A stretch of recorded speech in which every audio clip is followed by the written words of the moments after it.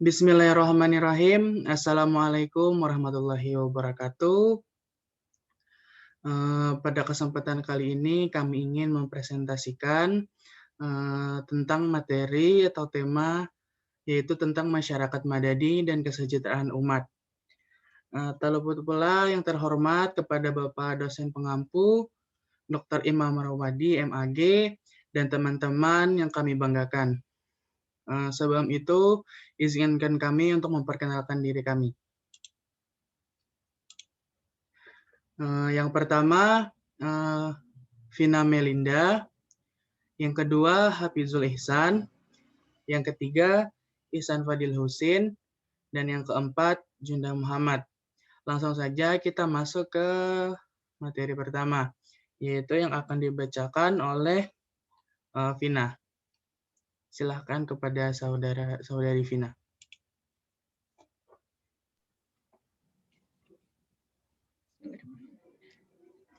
Latar belakang, adanya beberapa kasus penindasan rakyat yang dilakukan oleh penguasa merupakan realitas yang sering kita lihat dan dengar dalam pemberitaan pers, baik melalui media cetak maupun elektronik yang menimbulkan dampak yang besar bagi masyarakat. Bagaimana masyarakat dapat menanggapi masyarakat tersebut adalah hal yang perlu dikaji bersama. Untuk meninjau hal tersebut, Islam memiliki ajaran yang konkret untuk menciptakan kondisi masyarakat yang islami. Karena Islam bukan hanya sekedar agama yang memiliki konsep ajaran spiritualitas atau ubudiyah semata. Kemungkinan akan adanya kekuatan masyarakat sebagai bagian dari komunitas sebuah negara akan mengantarkan pada sebuah konsep masyarakat madani.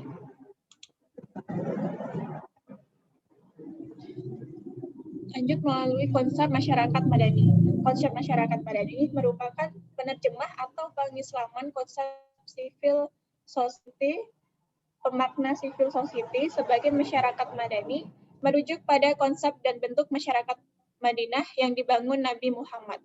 Perbedaan antara civil society dan masyarakat madani adalah civil society merupakan buah modalitas dan gerakan masyarakat sekular yang meminggirkan Tuhan. Sedangkan masyarakat madani lahir dari dalam buian dan asuhan petunjuk Tuhan. Maka dapat dikatakan masyarakat madani adalah masyarakat yang beradab, menjunjung tinggi nilai-nilai kemanusiaan, yang maju dalam penguasaan ilmu pengetahuan dan teknologi, serta menjunjung tinggi nilai-nilai etik moral transendental yang bersumber dari wahyu Allah. Lanjut, masyarakat madani dalam sejarah. Ada dua masyarakat madani dalam sejarah yang terdokumentasi sebagai masyarakat madani, yaitu masyarakat Sabah, masyarakat di masa Nabi Sulaiman, dan masyarakat Madinah. Perjanjian Madinah antara Rasulullah SAW beserta umat Islam dengan penduduk Madinah yang beragama Yahudi dan beragama Watsani dari kaum Aus dan Khazraj. Perjanjian Madinah berisi kesepakatan ketiga unsur masyarakat untuk menciptakan kedamaian dan kehidupan sosial, menjadikan Al-Quran sebagai konstitusi, menjadikan Rasulullah SAW sebagai pemimpin, dan memberikan kebebasan bagi penduduknya untuk memeluk agama serta beribadah sesuai dengan ajaran agama yang dianutnya. Kemudian yang kedua, karakteristik masyarakat madani. Ada beberapa karakteristik masyarakat madani, diantaranya: 1. Terintegrasinya individu-individu dan kelompok-kelompok eksklusif ke dalam masyarakat melalui kontrak sosial dan aliansi sosial. Yang kedua, menyebarkan kekuasaan sehingga terjembataninya kepentingan-kepentingan individu dan negara. 3. Dilengkapinya program-program pembangunan yang berbasis masyarakat. 4. Meluasnya kesetiaan dan kepercayaan. 5. Damai dan individu maupun kelompok menghormati pihak lain secara adil. 6. Toleran dan tolong-menolong antar sesama. 7. Keseimbangan antara hak dan kewajiban sosial. 8. Berperadaban tinggi, misalnya yaitu kecintaan terhadap ilmu pengetahuan. Dan yang kesembilan, bertuhan dan berakhlak mulia. Selanjutnya akan dilanjutkan oleh Hafizul Ihsan. B. Peran umat Islam dalam mewujudkan masyarakat madani. Dalam sejarah Islam, realisasi keunggulan normatif atau potensial umat Islam terjadi pada masa Abbasiyah. Pada masa itu, umat Islam menunjukkan kemajuan di bidang kehidupan, seperti ilmu pengetahuan dan teknologi, militer, ekonomi, politik, dan kemajuan bidang-bidang lainnya. Umat Islam menjadi kelompok umat terdepan dan terunggul. Nama-nama ilmuwan besar dunia lahir pada masa itu, seperti Ibnu Sina, Imam Al-Ghazali, Al-Farabi, dan yang lain. 1. Kualitas sumber daya manusia umat Islam.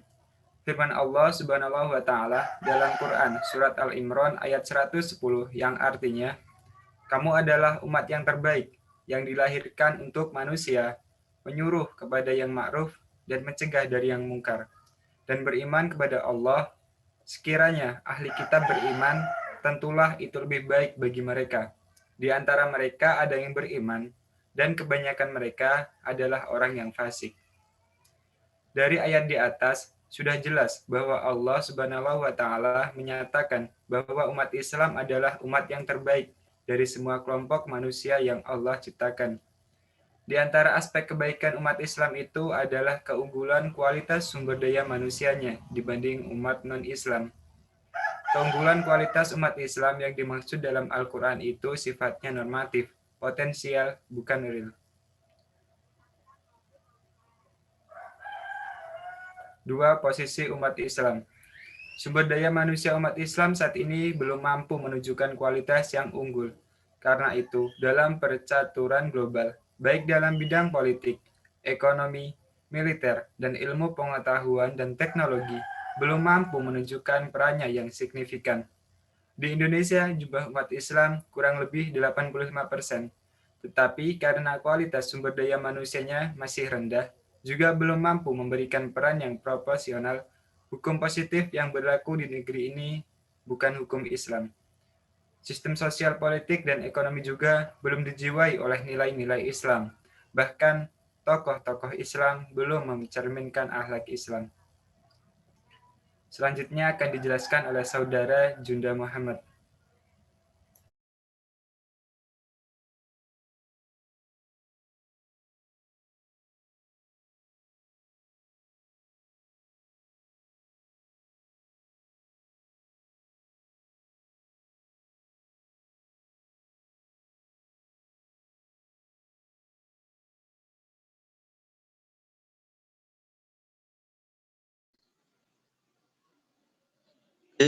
Sistem ekonomi Islam dan kesejahteraan umat.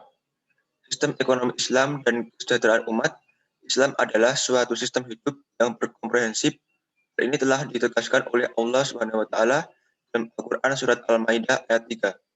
Semua aspek kehidupan termasuk aspek ekonomi telah diberikan rambu-rambu yang jelas dalam Al-Qur'an dan Sunnah sebagai sumber nilai agama Islam. Karena sistem ekonomi Islam adalah suatu sistem ekonomi di mana aktivitas ekonomi ditujukan untuk mewujudkan kemakmuran dan kesejahteraan dalam hidup dan kehidupan dengan dilandasi oleh tata nilai yang terdapat dalam Al-Quran dan Sunnah.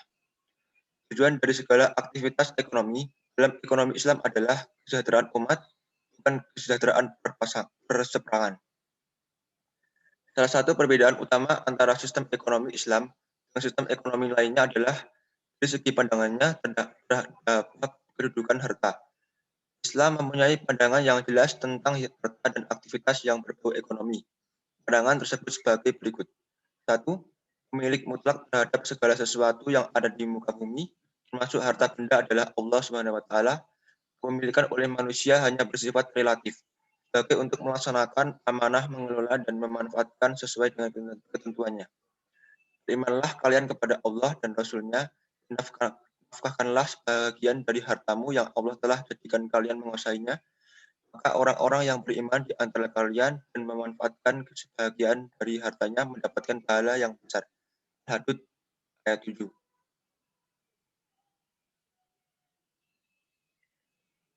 2. Pemilikan harta dapat dilakukan antara lain melalui usaha atau amal atau mata pencaharian atau maisyah halal dan sesuai dengan aturannya. Banyak ayat Al-Quran dan hadis Nabi yang mendorong umat Islam bekerja mencari nafkah secara halal. Hai orang-orang yang beriman, nafkahkanlah di jalan Allah sebagian dari hasil usahamu yang baik-baik. Al-Baqarah 267. Sesungguhnya Allah mencintai hambanya yang bekerja. Barang siapa yang bekerja keras mencari nafkah yang halal untuk keluarganya, maka sama seperti mujahid di jalan Allah. Riwayat Ahmad.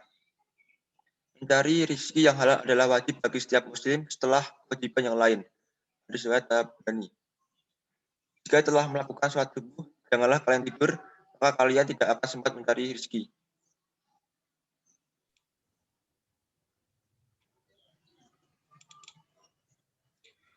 Yang ketiga, status harta yang dimiliki manusia adalah sebagai berikut. Yang pertama, harta sebagai amanah. Yang kedua, harta sebagai perhiasan hidup. Yang ketiga, harta sebagai ujian keimanan. Yang keempat, harta sebagai bekal ibadah. Yang keempat, dilarang mencari harta, berusaha, atau bekerja yang dapat melupakan kematian, sesuai dengan surat Al-Quran, yaitu Al-Takatsur, ayat 1-2. Melakukan zikrullah dengan segala ketentuannya, surah Al-Munafikun, ayat 9. Melupakan sholat dan zakat, dari surah An-Nur, ayat 37, dan memusatkan kekayaan hanya pada kelompok orang kaya saja, surat Al-Hasyr, ayat 7. Yang kelima, dilarang menempuh usaha yang haram, seperti melalui kegiatan riba. Al-Baqarah ayat 173-281. Perjudian, berjual beli barang yang dilarang dan haram. Al-Maidah ayat 90-91. Mencuri dan merampok, sesuai dengan Al-Quran surat Al-Maidah ayat 38. Curang dalam takaran dan timbangan, sesuai dengan Al-Quran, surah Al-Mutaffifin, ayat 1-5. D. Etos kerja dalam Islam. Etos kerja dalam Islam terkait erat dengan nilai-nilai atau values yang terkandung dalam Al-Quran dan Sunnah tentang kerja, yang dijadikan sumber inspirasi dan motivasi oleh setiap muslim untuk melakukan aktivitas kerja di berbagai bidang kehidupan. Karena mencari nafkah dalam Islam adalah sebuah kewajiban. Islam adalah agama fitrah, di antaranya fitrah manusia adalah ingin selalu terpenuhi kebutuhan fisik. Dan salah satu cara memenuhi kebutuhan fisik itu ialah dengan bekerja.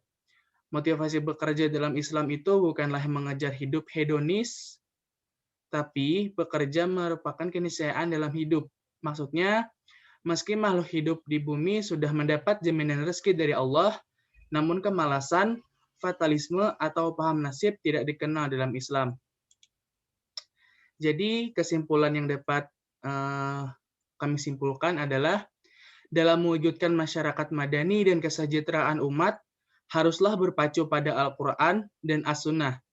Dan kita harus mengetahui apa yang dimaksud dengan masyarakat madani itu, dan cara menciptakan suasana pada masyarakat madani tersebut yang terdapat pada zaman Rasulullah. Selain memahami apa itu masyarakat madani, kita juga dapat melihat pada potensi manusia yang ada di masyarakat, khususnya di Indonesia. Potensi yang ada di dalam diri manusia sangat mendukung kita untuk mewujudkan masyarakat madani, karena semakin besar potensi yang dimiliki oleh seseorang dalam membangun agama Islam, maka akan semakin baik pula hasilnya. Etos kerja dalam Islam terkait erat dengan nilai-nilai atau values yang terkandung dalam Al-Quran dan Sunnah tentang kerja, yang dijadikan sumber inspirasi dan motivasi oleh setiap muslim untuk melakukan aktivitas kerja di berbagai bidang kehidupan, karena mencari nafkah dalam Islam adalah sebuah kewajiban. Jadi, itulah presentasi dari kelompok kami. Salah hilap mohon maaf. Wabillahi taufiq wal hidayah. Wassalamualaikum warahmatullahi wabarakatuh.